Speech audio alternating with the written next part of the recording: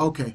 Can I use this energy to be back in relationship with my unconscious and historically abusive family? I miss my mom. Wow, I love that. Yeah, and I'm sorry you miss your mom. I know I miss my mom too, but she's gone. But I agree. I think that if the more you love yourself, Mm-hmm. the more you let yourself off the hook, the more you're kind to yourself, the more you're caring for your emotional state. Yes. I think it gives you the impetus for being caring for other people and their emotional states, Mm-hmm. and not taking things personally, Yes, and yes. allowing to heal spaces with others that may Mm-hmm. have been before contracted with beliefs. Mm-hmm. But when you can really, love has no requirement or condition. Mm-hmm. And if you can get back to the love of yourself, Yes. you can then express love in a way that's transformative in all of our relationships. Absolutely. And one of the ways to do that is to go into the prayer and the meditation where you feel the light and love of Source moving to you, moving through you, and expressing as you Yes. say so adroitly.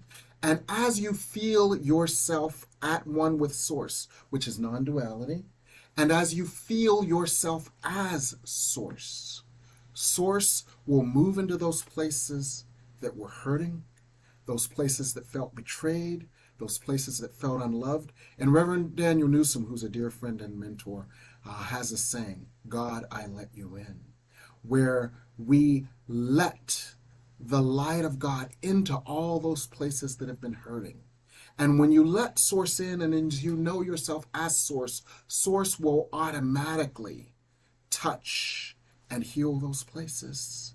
And as you sit with this, you will feel the ecstasy of the love of Source. Oh, I love that. And once you feel the ecstasy of the love of Source, you will find that that which you believed you needed from your mom or from your family, those needs have been supplied by the Source at one with you. And once that happens, you unconsciously begin to let go of any demand or need for them to do or be anything to fill your needs, because that need has just been filled by Source.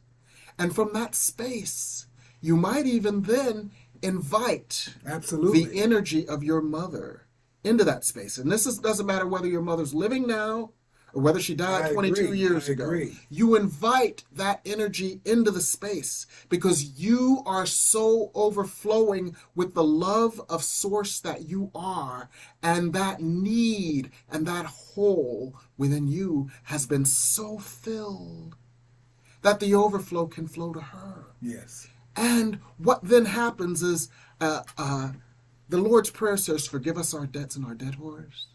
We move into a state of forgiveness. Because forgiveness is not a verb that we do to someone. I forgive you, I forgive you. Forgiveness is an inner state of non-duality, an inner state of oneness that we achieve. And when we achieve this state, we don't demand anything from them. I don't demand that you love me the way that you couldn't. I don't demand that you treated me the way that you couldn't. I don't demand that you make right this thing that happened 30 years ago that you can't make right because you're dead. We release that. Yes. So we forgive them of the debt we believe they owed us. And we forgive ourselves of the debt we believed we owed them. Because we believe we owed them a debt. I must not have been good enough. I must not have been smart enough. I must not have been lovable enough. I must not have been pretty enough. I must not have been the first one born, so you couldn't love me like you loved my brother. So we forgive our debts, for they were false. We didn't owe them anything except to be what God created us to be, and we never had to be what they believed we needed to be in order to be whole. So we forgive ourselves of what we believed we owed them. We forgive them of what they believe, what we believe they owed us. And so, as A Course in Miracles says, we then let ourselves out of the prison and let them out of the prison of those old roles. And then we see them as spirits see each other, as whole, as perfect, as complete, as loving, as lovable, and love-able. And that's how we create the kingdom of heaven from within on earth. Because what happens then is just like when we were at dinner, we were just three spirits just loving on each other. And when we see each other as just simple spirits, all those false barriers, all those ego-based things fall away, and it's only love. It's only love. And that's what spirit does, and that's heaven here on earth. Remember how in the green room right before we started, we just started feeling the sweet Holy Spirit? Yes, we did do that. We were invoking heaven on earth. And we can all do that. And that is available to us now. It's not in some far off land after death, after we've borne our cross.